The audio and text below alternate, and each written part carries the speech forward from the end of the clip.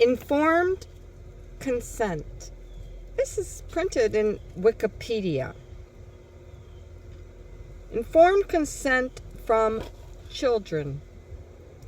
As children often lack the decision-making ability or legal power competence to provide true informed consent for medical decisions, it often falls on parents or legal guardians to provide informed permission for medical decisions.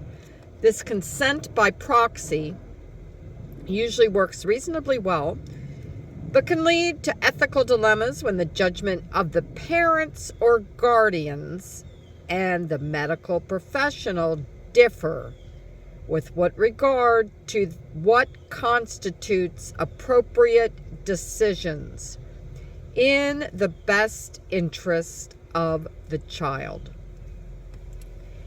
Children who are legally emancipated in certain situations, such as decisions regarding sexually transmitted diseases or pregnancy, or for unemancipated minors who are deemed to have medical decisions making capacity, may be able to provide consent without the need for parental permission, depending on the laws of the jurisdiction the child lives in.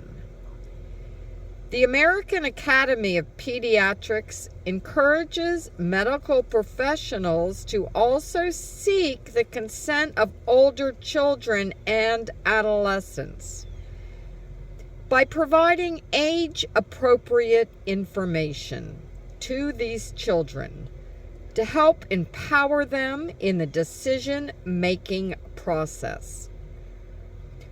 Research on children has benefited society in many ways.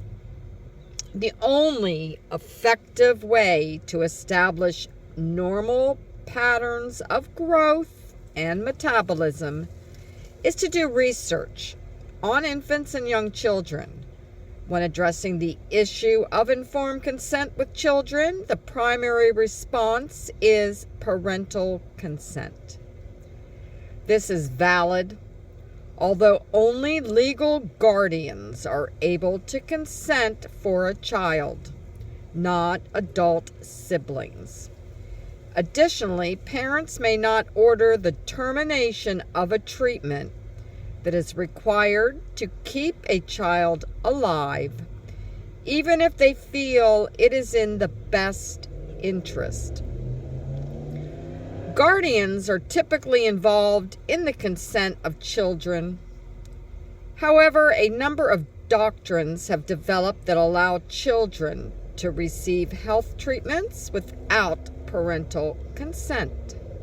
For example, emancipated minors may consent to medical treatment, and minors can also consent in an emergency.